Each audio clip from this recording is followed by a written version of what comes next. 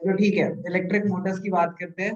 ठीक है, सो आज हम पहले सिंपल सिंपल तरीके से समझेंगे। ठीक है, फिर एक वीडियो देखेंगे तो हमें समझ आ जाएगी वो। ठीक है, वीडियो है, आया वीडियो यूट्यूब की वीडियो है, मतलब not not.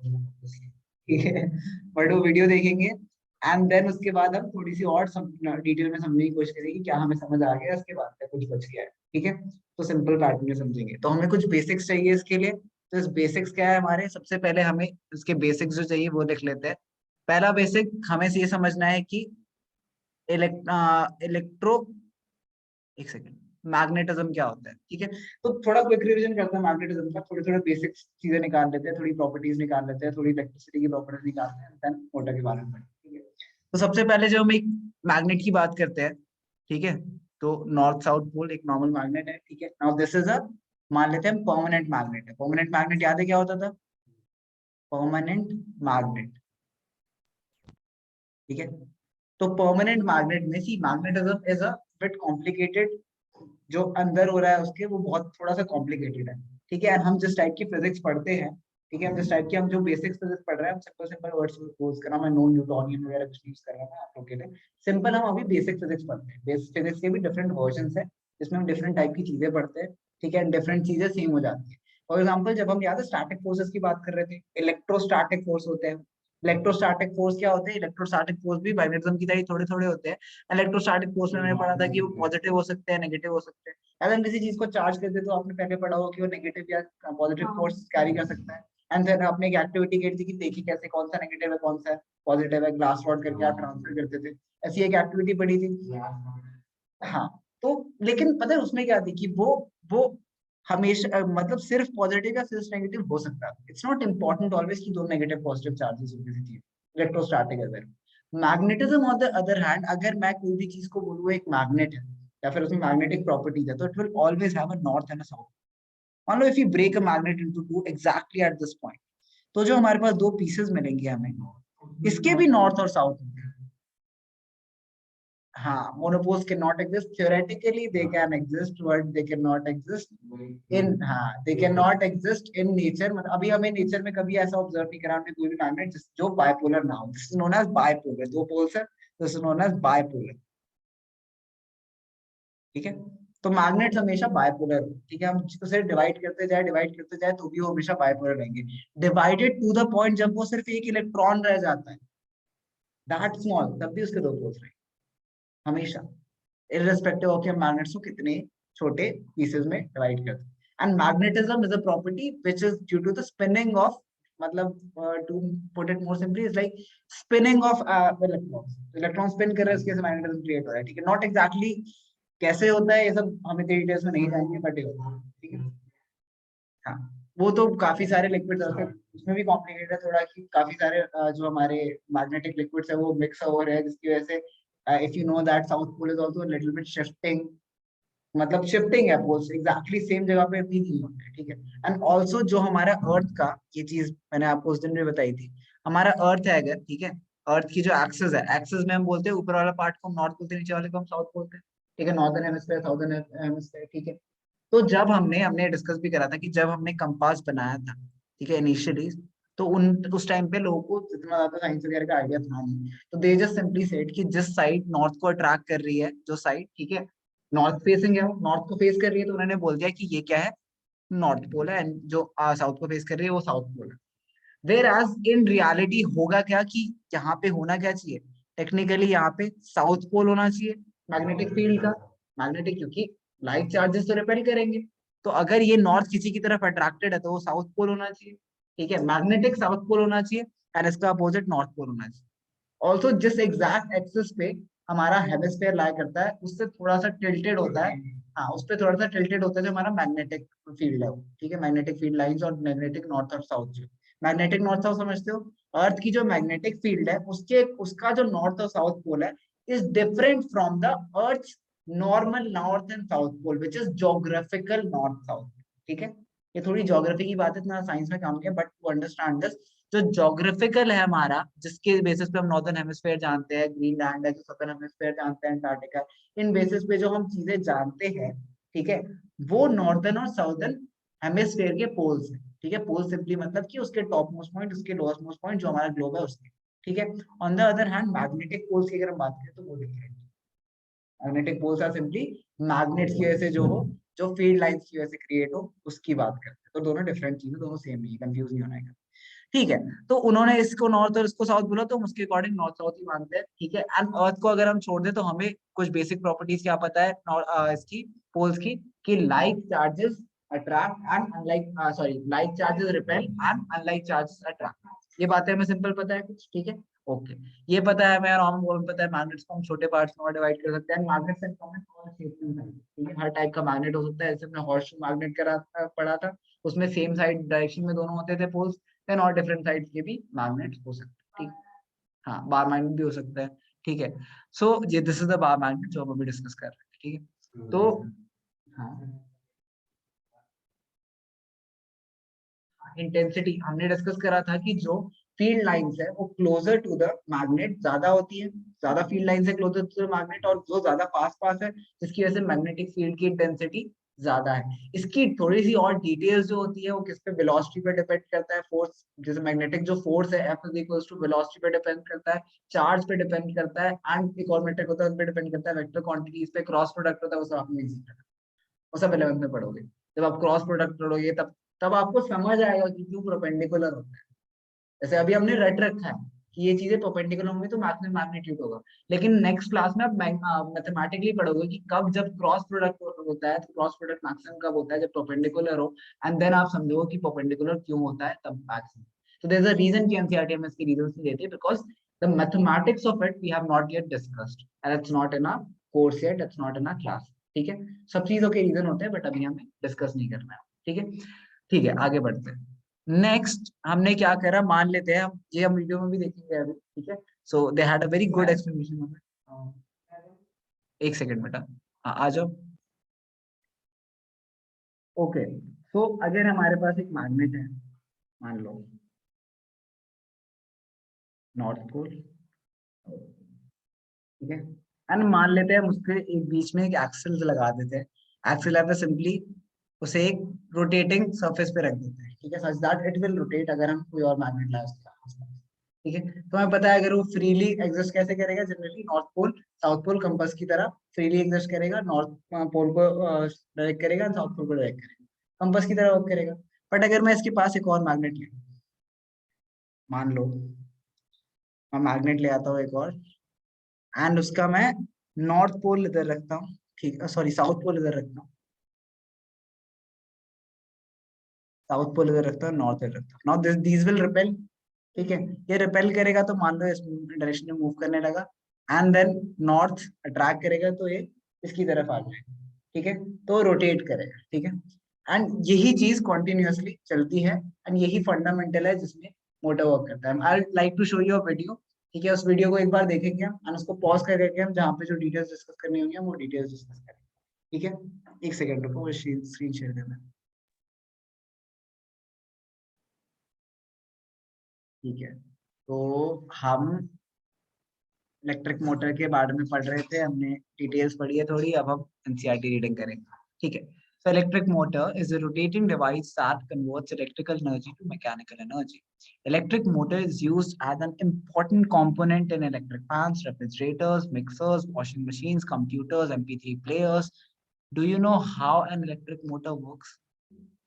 Now we know. Anyways, an electric, by the way, fridge में कहाँ होता है electric motor? कूलेंट क्या होता है? अच्छा वो, हाँ ठीक है मेरे में नहीं है, फिर कहाँ होता है? मेन कंपोनेंट मेन कंपोनेंट क्या होता है फ्रिज का? क्या होता है मेन कंपोनेंट फ्रिज का? ये तो पता होना चाहिए तुम्हें। कंपोनेंट क्या होता है, क्या फ्रिज वर्क कैसे करता है? हाँ, compressor, please thank God. Compressor, compressor सुना होगा, कंप्रेसर, कंप्रेसर की 10 साल की गारंटी होती है, फ्रिज की नहीं होती है। कभी सुने हो तुम सर्विस सेंटर वाले से कि फ्रिज की, फ्रिज टूट गया हमारा, वो हैंडल निकल गया, तो क्या करें? कंप्रेसर की है। हाँ, लिखा होता है कि ऑन कंप्रेसर। कंप्रेसर क्या होता है? कंप्रेसर एयर को, ओ नाइन्थ में हमने पढ़ी ही नहीं है। ओ हाँ, याद है तुमने हमने जब तुम फ्रैक्शनल डिस्क्रिटाइजेशन वगैरह पढ़ रहे होगे, उसमें एक आता था how to separate the components of air, है ना, जो तुमने कभी पढ़ा ही नहीं, खोली नहीं क्योंकि एनसीईआरटी। हाँ पता है मुझे, सिलेबस में तो कुछ भी नहीं था तुम्हारे, तो क्या पढ़े थे। यार ये सिलेबस में ढूंढना था हमें, केरोसिन और ऑयल मतलब उससे सेपरेट वही करने के कह रहा आता हूँ, था। उसमें तुम पढ़ते तो तुम्हें पता चलता है कि कंप्रेसर क्या होता है, कंप्रेस करने से एयर क्या हो जाता है, एयर कूल डाउन हो जाता है। तो एक फ्रिज क्या कर रहा होता है, बाहर से हवा लेता है, क्यों बोलते हैं फ्रिज के कि बैक को थोड़ी सी दूर रखो, थोड़ी सी दूर रखने क्यों कहते हैं, क्योंकि उसका जो बैक सरफेस है वो रेडिएटिंग सरफेस होता है, हीट ट्रांसफर प्लेस होता है, टेक प्लेस हो रहा होता है, ठीक है। तुमने देखा कभी सोचा फ्रिज के पीछे से ब्लैक नेट क्यों बना रखा होता है, गंदा दिखता है, ठीक है, जरूरी है वो, ठीक है, उसको हटा दोगे तो फ्रिज काम नहीं करेगा। रेडिएटिंग सरफेस है, वो क्या हो रहा है कि अंदर जो गर्मी है, अंदर जो गर्मी है वो सारी ट्रांसफर कर रहा है बाहर, जिससे अंदर टेम्परेचर लूज रहा है। वो कैसे रहा है कि एयर को कंप्रेस कर रहा है, एयर कंप्रेस करने की वजह से प्रेशर और टेम्परेचर का, हमने पढ़ा था 8th में, इनवर्स रिलेशनशिप होता है, ठीक है। तो प्रेशर अगर कम होता जाएगा, ठीक है, सॉरी, प्रेशर अगर बढ़ता जाएगा तो टेम्परेचर हमारा कम होता जाएगा, ठीक है। तो और हॉट एयर राइजेस अप, ठीक है, और कूल एयर सेटल्स डाउन। इसीलिए फ्रिज का जो फ्रीजर होता है वो ऊपर होता है, एंड और सारी चीजें नीचे होती है, क्योंकि कूलिंग वहां से स्टार्ट होती है, सारी कूलिंग नीचे जाती है। हर चीज के पीछे रीजन होता है क्या? हाँ, फिर कुछ कंपनीज आई जो बेवकूफी करने लगी, आई डोंट नो क्यों, बट हाँ होता है, सभी के फ्रीजर नीचे होता है। क्योंकि तेरे, हाँ, अब क्योंकि तेरे दोनों चीजें अब तेरे दोनों सेक्शंस डिफरेंशिएटेड है, ये दोनों अलग हो गए हैं। बट ओरिजिनली जो आप बिल्कुल बेसिक फ्रिज देखोगे उसमें क्या होता है, सब कुछ साथ में होता है, ठीक है। दैट इज द रीजन वो ज्यादा एफिशिएंट होते हैं। कंप्रेसर सेम होता है, कंप्रेसर एक ही, जनरली एक ही होता है। अगर डुअल कंप्रेसर है तो वो स्पेशल फीचर्स में मेंशन कर देंगे, वो खुद फ्लेक्स करेंगे।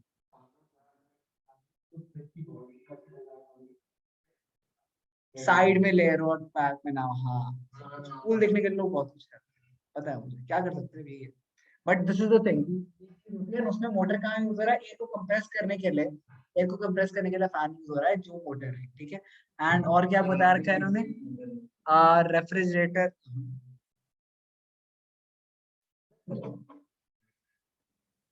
नहीं, नहीं है, होगा मे भी, अच्छी बात है। मुझे लगा इसकी चेयर की बात कर रहा है, इसमें फिर घुमाने लगे मुझे नहीं, मुझे नहीं घूमना। एनीवेज, रेफ्रिजरेटर मिक्सर में तो क्वाइट लॉजिकल, वॉशिंग मशीन में quite logical. Even though originally I used to think कि वॉशिंग मशीन में जो मोटर होता है वो एक सिंगल मोटर होता है जो घुमाता रहता है चीजों को। That is not what exactly happens. वो मल्टीपल मोटर्स होते हैं जो मल्टीपल गियर्स में काम करते हैं। तो आपका मतलब, मैं ऑनलाइन बच्चों को नहीं दिखा सकता, लेकिन जो आपके बच्चे वो देख लो कि एक मोटर आपका स्टैंडर्ड रोटरी मोशन में वर्क कर रहा होता है, गोल गोल घूम रहा होता है, दूसरे मोटर्स इस डायरेक्शन में मूव कर रहे होते हैं, इसकी वजह से आपका पानी वेव्स में घूम रहा होता है। अगर आप ध्यान से अगर किसी दिन क्या करना, वॉशिंग मशीन में पानी डालना, ठीक है, एंड मैं टॉप टॉप टॉप वाले की बात कर रहा हूँ, ठीक है, वो थोड़ा डिफरेंट होता है, जो फ्रंट स्पैन है वो डिफरेंट है, ठीक है, टॉप की बात कर रहा हूँ, उसमें पानी डाल के छोड़ना, स्पिन करते देखना, यू विल सी कि वेव्स ऐसे ऐसे जा रही है, एंड देन बीच में रखेंगे, एंड देन रिवर्स वेव्स आने लगेंगी। तो प्रॉपर ऑटोमेटिक, मतलब सेमी ऑटोमेटिक में तो फिर थोड़ा ड्रामा है। सिंगल होता है, जनरली सिंगल होता है, बट कुछ और दूसरे में डबल भी हो सकता है। वो तब होता है, आपको डिफरेंस तब पता चलेगा जब मान लो आपका, अगर ड्रायर चलाते हो तो वॉशिंग मशीन नहीं चलता, अगर वॉशिंग मशीन चलाते हो ड्रायर नहीं चलता, तो आपके में सिंगल मोटर। अगर आपका दोनों साथ में चलते हैं तो आप यू हैव डुअल मोटर, और you have a different gear system. Generally dual Motors he work करेंगे क्या।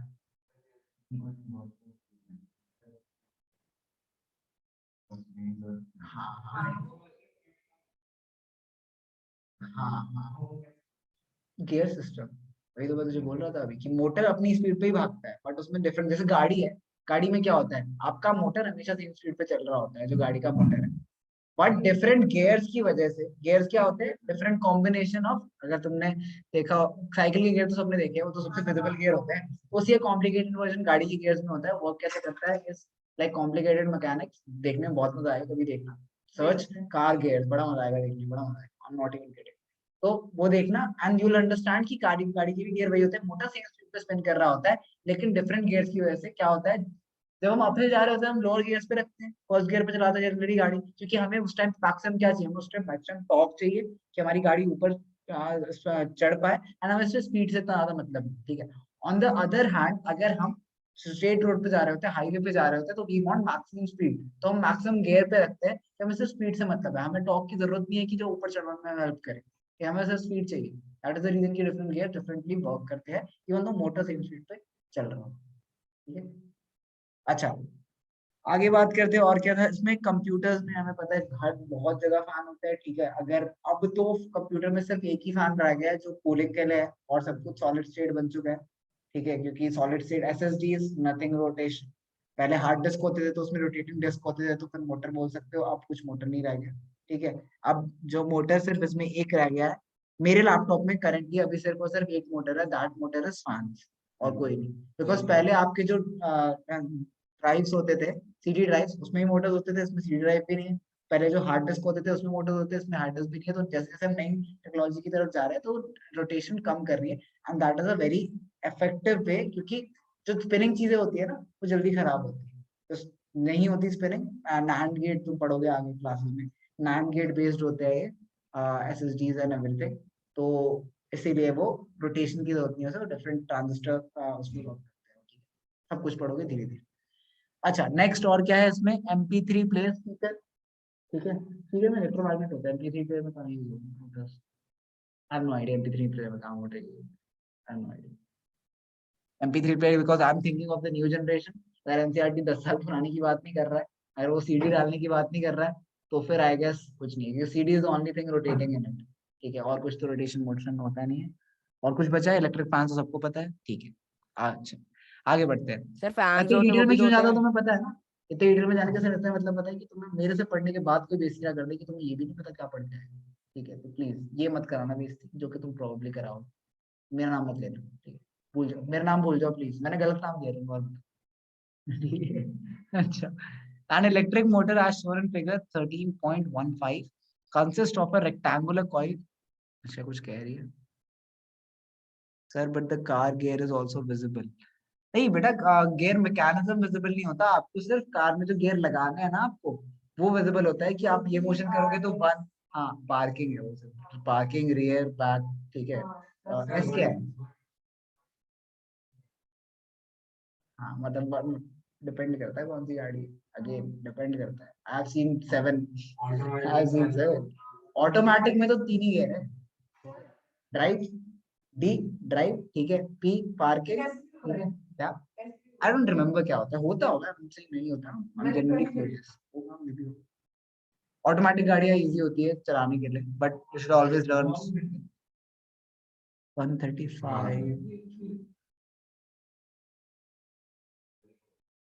मैं 135 पढ़ रहा था, 135 135 ईयर्स कौन सी गाड़ी बनाने लगती है? अगर ठीक है मतलब डराओ तो वजह से हद हो गई, ठीक है ठीक है, सही है, हाँ निष्का सही कह रहे हैं, तू सही कहती है, चिल। आगे बढ़ते हैं। An electric motor as shown in figure 13.15 consists of a rectangular coil ABCD insulated copper wire, ठीक है, ABCD insulated copper wire। Insulated copper wire मतलब समझते हो, मतलब एक कॉपर वायर उसको इंसुलेट करा गया ऊपर से, इंसुलेशन मतलब कि वो कंडक्टिंग नहीं रहे, सिर्फ इंसुलेटेड कॉपर वायर, ठीक है।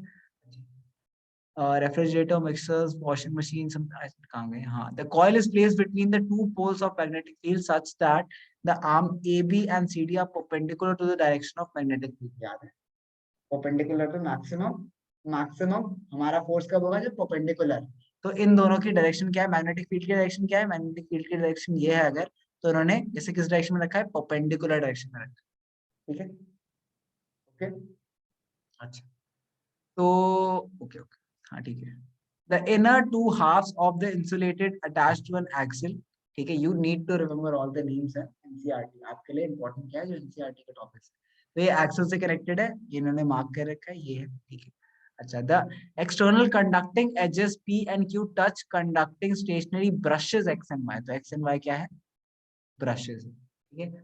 Current in the coil ABCD enters from a source. अच्छा, नाउ आपको पेपर में क्या है, explain the functioning of a motor, मैं आपको ये कहानी लिखनी स्टार्ट कर, तो बहुत ढंग से समझ लेना एंड बहुत ढंग से रट लेना, ठीक है, क्योंकि आपको और कुछ नहीं लिखना होगा। अगर आपको आता है question explain the functioning of a motor, पास नंबर, डायग्राम बनाओ, ये पॉइंट लिखो पास के पास। Current in the coil ABCD enters from the battery through the conducting brush X। अब देखो इन्होंने एनसीईआरटी के पास बहुत अच्छा आइडिया है कि रादर देन ऐसे समझाने जैसे हम पहले समझा रहे थे वीडियो में कि इस जगह से उस जगह से, तुम डायग्राम में कैसे समझाओगे, you have to mention points. तो उन्होंने पॉइंट्स लिए कि करंट कहां से एंटर कर रहा है, ये पॉजिटिव नेगेटिव, तो करंट की डायरेक्शन ये है, X से एंटर कर रहा है करंट, ठीक है, ABCD कॉइल में, ठीक है, and through the brush X and flows back to the battery through brush Y। अभी X से जा रहा है Y की तरफ जा रहा है, ठीक है, अभी सब कुछ नॉर्मल, ठीक है। Notice that the current in arm AB coil flows from A to B। अब करंट की डायरेक्शन क्या है, ये दिस इज द करंट की डायरेक्शन, ठीक है। अच्छा, उंगलियां कौन सी कहा होती थी, this was middle finger was current, okay, and this forefinger was magnetic field, and then this thumb was direction of force, ठीक है, फोर्स की डायरेक्शन है, याद रखना है, हाथ को ऐसे रखो, याद रखना तीनों चीजें क्या है, सबसे पहले middle finger is current, four finger magnetic field, thumb is direction of motion, ठीक है, याद रहेगा, ठीक है। अब बात करते हैं आगे। So note in arm, okay, notice that the current in arm AB of the coil flows from A to B। तो अगर A से B करंट जा रहा है, ठीक है, तो करंट को हम पॉइंट कर देते हैं A से B की तरफ, A से B की तरफ हमने पॉइंट कर दिया, ठीक है। मैग्नेटिक फील्ड की डायरेक्शन क्या है ये देखते हैं, ठीक है।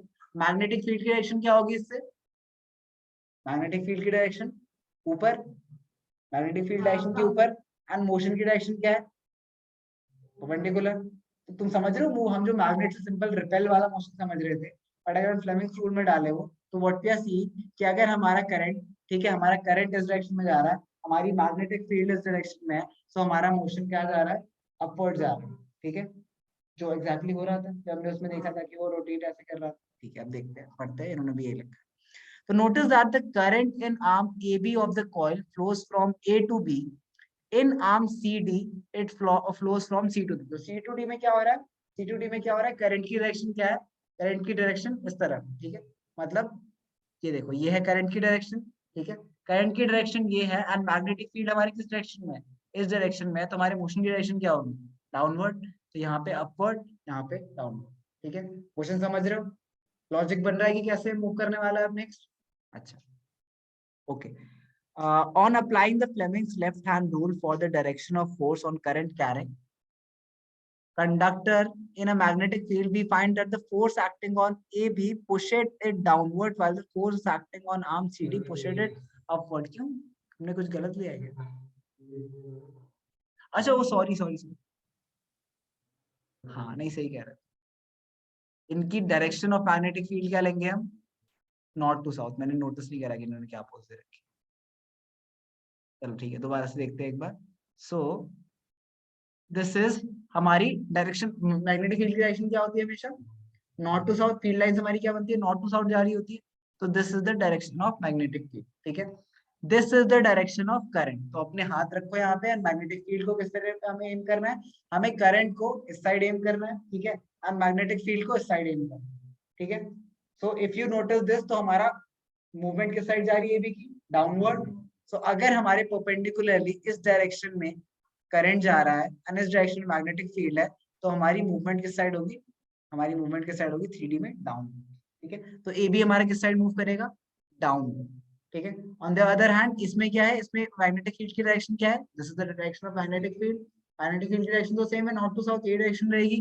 तो मैग्नेटिक फील्ड की direction is this, it is towards the right, ठीक है। तो मैग्नेटिक फील्ड को हम रखते हैं राइट की तरफ, करंट को हम किधर रखते हैं, हमारी तरफ आ रहा है टेक्निकली, ठीक है, करंट हमारी तरफ आ रहा है, तो मूवमेंट कहाँ जा रही है, अपवर्ड्स, ठीक है। तो दिस इज मूविंग अपवर्ड्स। तो ए बी नीचे जा रहा है, सी डी ऊपर जा रहा है, ठीक है। चलो आगे बढ़ो। So AB pushes downwards while the force acting on the arm CD pushes it upward.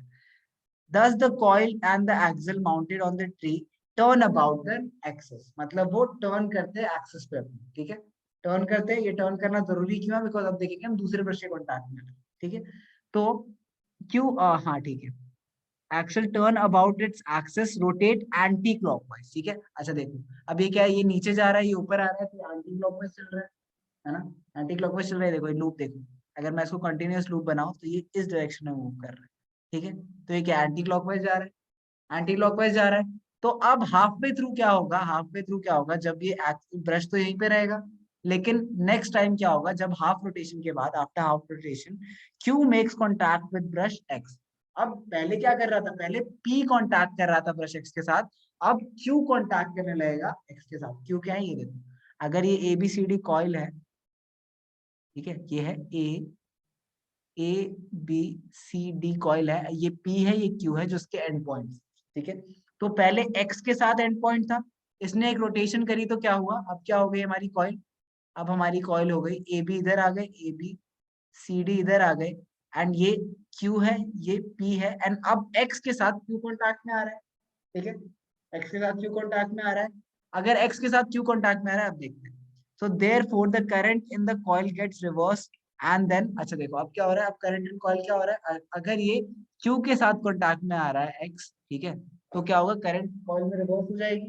Current coil में अगर रिवर्स होगी तो हमारी डायरेक्शन, अभी देखो इसके अकॉर्डिंग करंट कॉइल में तो रिवर्स हो गया, मतलब पहले क्या करंट जा रही थी, पहले ए बी से लेके सी डी जा रही थी, अब क्या हो रहा है, अब सी डी से लेके ए बी आ रही है, अब सीडी से लेके ए भी आ रही है करंट, लेकिन मूवमेंट अभी भी क्या होगी, अभी मूवमेंट सेम ही रहेगी, क्योंकि अब क्या होगा, सीडी पे मैग्नेटिक फील्ड की डायरेक्शन क्या है, अभी भी राइट है, तो मैग्नेटिक फील्ड को हम हमेशा राइट पॉइंट करते हैं। करंट की डायरेक्शन क्या है, टुवर्ड्स इट, तो मूवमेंट कहाँ हो रही है, डाउनवर्ड्स, ठीक है, एंड एबी की मूवमेंट इस तरीके से अपवर्ड हो रही है।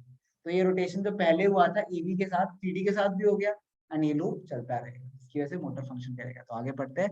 Therefore, the current in coil gets reversed and the flow along the path DCB.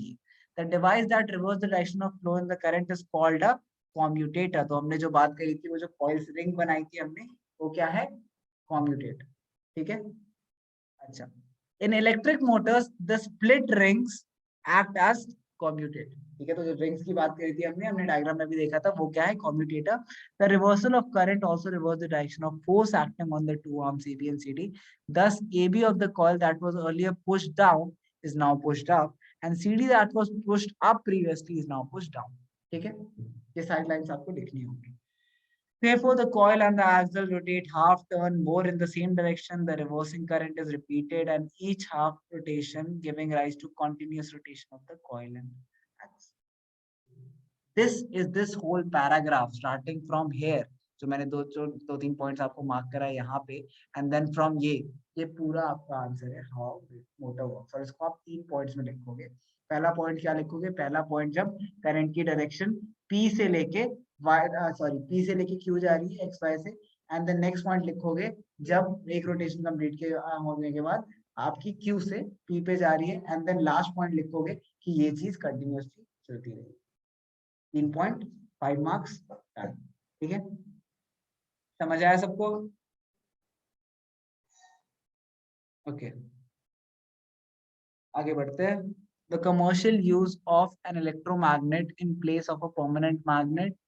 हाँ ठीक है, कमर्शियल यूज क्या है, electromagnet in place of permanent magnet, जहाँ जहाँ पे हमें परमानेंट मैग्नेट की जरूरत है वहाँ हम इलेक्ट्रोमैग्नेट भी यूज कर सकते हैं, ठीक है। और the large number of turns of conducting wire in a current carrying coil, ठीक है। ओ नहीं, ये कमर्शियल मोटर्स यूज क्या करते हैं, देखो अभी हमने क्या लगाए थे नॉर्थ और साउथ पे, ये देखो यहाँ पे हमने दोनों जगह क्या लगाए थे, परमानेंट मैग्नेट। लेकिन याद है हमने अभी डायग्राम जब हम इमेजेस में देख रहे थे वीडियो की, तो वहाँ पे इलेक्ट्रोमैग्नेट लगा हुआ था इसकी जगह। तो पहला पॉइंट एग्जैक्टली वही कह रहा है कि कमर्शियल जो मैग्नेट्स होते हैं वो इलेक्ट्रोमैग्नेट यूज करते हैं इंस्टेड ऑफ परमानेंट मैग्नेट, ठीक है। Next, larger number of turns in conducting wire, हमने देखा था कि वायर ज्यादा होने चाहिए जिससे हमारी मैग्नेटिक फील्ड बढ़ेगी। Lastly, soft iron core on the iron coil is found, ठीक है। हमने अभी बीच में कुछ नहीं लगाया था हमारे एक्सपेरिमेंट, ठीक है, लेकिन वो बीच में एक सॉफ्ट आयरन कोर लगाते हैं जिससे मैग्नेटिक फील्ड, और जब वो iron as a whole magnet है, ठीक है। अच्छा, प्लस इट्स कॉल्ड एन, हाँ ठीक है, एंड ये जो सॉफ्ट आयरन कोर होता है, ठीक है, and on which the coil is bond plus the coil is called an armature. तो ये जो हमारा पीस है, इसके बीच में अगर मैं एक कंडक्टिंग सॉफ्ट आयरन लगा दूं तो ये मेरा आर्मेचर होता है, ठीक है। ये सारी चीजें बहुत इंपॉर्टेंट है, एमसीक्यू बन सकते हैं, 1 मार्कर बन सकते हैं। Then this enhances the power of motor, जो हम टॉप की बात कर रहे थे वही है, ठीक है। समझ आया सबको। तो अभी सब क्या करेंगे, अभी ये पैराग्राफ्स को आप एक और बार लिखोगे, एंड जो 3 पॉइंट्स की भी हमने बात करी वो आप नोट करोगे। पहले आप देख के नोट करोगे, and then you will try to write it on your. I am not, मैं जल्दी नहीं करना चाहता है चैप्टर, खींच आराम से, टाइम है हमारे पास अच्छा खासा, तो आराम से ही करते हैं। तो प्लीज पहले ये कर लो और हम बाद में पढ़ लेंगे, पहले ये करो उसके बाद हम आगे बढ़ते हैं, ठीक है। फर्स्ट पॉइंट हमने सबसे पहले तो हमें ये एक्सप्लेन करना है कि पहले बात इसका स्ट्रक्चर क्या है, it's like setting the apparatus। तो इसका स्ट्रक्चर क्या है वो आपको इस पैराग्राफ से मिलेगा, ठीक है। You have to make it, I will give you a proper answer but try to make an answer out of it जो ज्यादा भी ना हो लेकिन रेलेवेंट पार्ट करे। ऑन द अदर हैंड ये पूरा जो पैराग्राफ है जो करंट से स्टार्ट होता है एंड यहाँ पे एक्सेल पे खत्म होता है, ये पूरा का पूरा हर चीज इसमें जो लिखी है वो आपको लिखनी है, सारी चीजें बहुत इंपॉर्टेंट है। लास्ट जो ये पैराग्राफ है ये है कि कमर्शियल मोटर्स क्या यूज करते हैं। तो अगर आपको 3 मार्क का क्वेश्चन आता है कि व्हाट आर द, मतलब जो कमर्शियल मोटर्स में आपको क्या क्या चीजें चाहिए होती है, नेसेसरी क्या होती है, तो वो आप ले सकते हैं कंडीशन से। यहाँ पे मैं आपको दे देता हूँ मेरे पास एक्स्ट्रा, ठीक है। चलो सब शुरू हो जाओ, मैं पॉज करता हूँ recording. I want everyone's answer, I will check everyone's answer.